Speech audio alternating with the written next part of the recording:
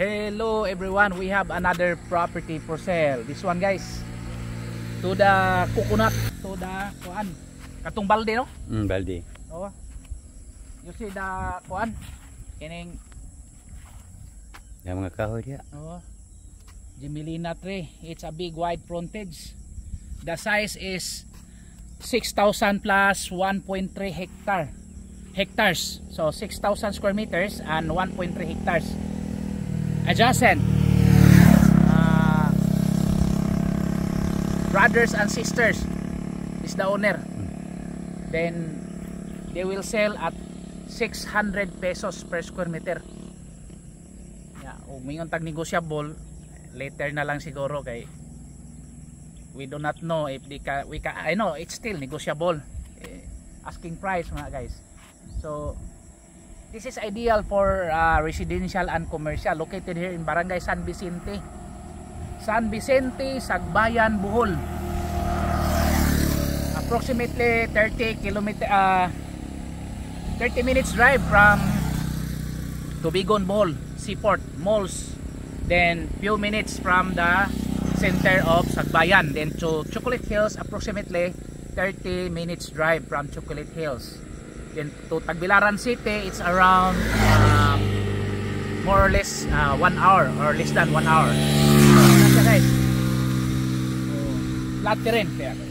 So flat terrain no, paingon dito sa akatong kahoy tama no. O kana mga kahoy diya istritong na transport. Okay. So at least wala masulod sa Transco. So kini guys, if you build a house no, pwede nimo ihanging, you can hanging or you can fill up. So pwede man to i-down tong uban dito. Habog na diha. Kay habog man no. So wala pod siya actually this is almost adjacent of the cemetery. Doon cementerio. Doon gamay layo. Near almost near no. Ang klarohon kay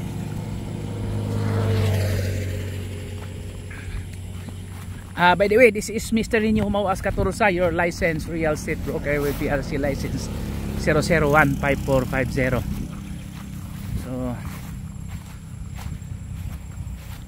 So this is the property guys. Nindot kayo no, kapatag.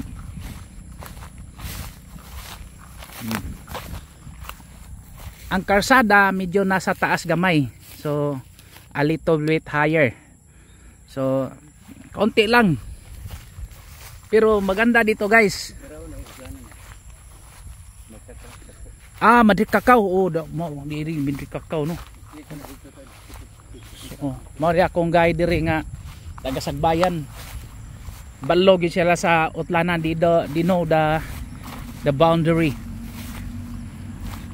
So this is good for residential and commercial, no? Ang cemetery guys, layo-layo ra man day gamay, dili man gid yung duol, abi kog duol. Abi kog tapad. Layo ra di ay. But there is also adjacent plot no, is for sale, which is the almost 2 hectares. Ya mahal na guys, it's 1,000 pesos per square meter. This one is a little bit cheaper. So very nice no.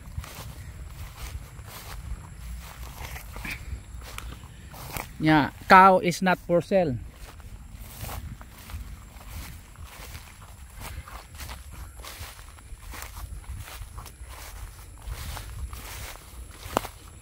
This is a clean title guys ha, clean title yun guys. Meaning owner are still alive, owners. Ha?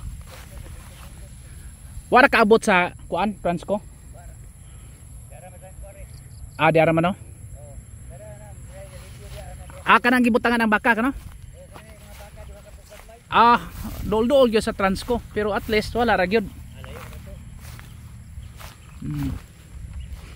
Pero nindot ni kay pinataas man. Dako kay bukaw eh. Dako kay buka gyud.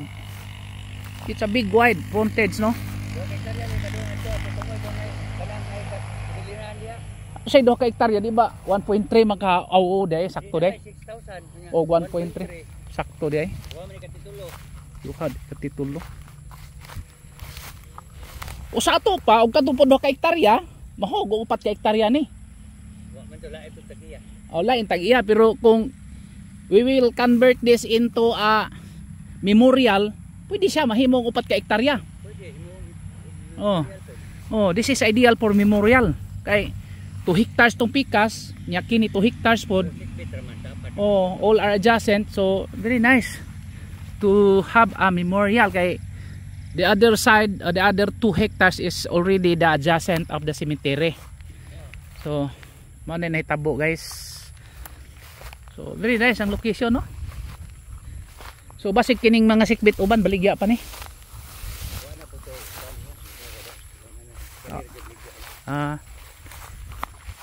Okay na kayo guys. So if you are interested, just contact me.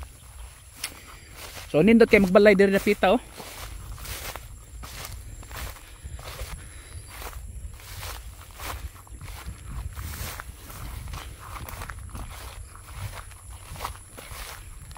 Nya Sagbayan is kuan guys, during night time it's really 18 to 24 degrees Celsius climate, so very nice, no? Hey.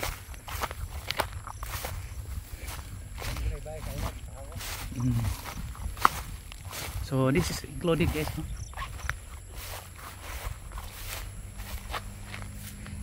Sa baning daghan magmanga sabi nga tagsabod-sabod. Dia di mo tanan diri, oh. Oh.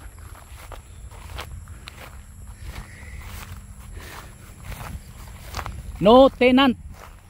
Walay tenant guys. Tinindota. Oh, kini guys, that is Sagbayan Carmen Road. Mana siya guys? Sagbayan and Carmen Road. Nindot gyud kayo as in super, no? You can build a house here. So for example, if you build a house here, then if your canal, your irrigation or your drainage there, no? May sapa-sapa gamay dito. So safety kayo. Basak na sa kagalain. So daghan kag mahimo. You can do many things in this property guys. Again, it's 30 minutes drive from Tubigon town proper or seaport or Cebu City. Just only 2 hours. Duha ra ka oras from Cebu City to Tubigon. You can bring your own car, no? Again, regarding the sa pricing guys, mao magigihatag nga presyo. So on the final na lang. For example, mahangyo gyud. Presyo na tagiya 600 pesos. Okay, kini magod sila, magunahon na sila nga 600 na ikog man.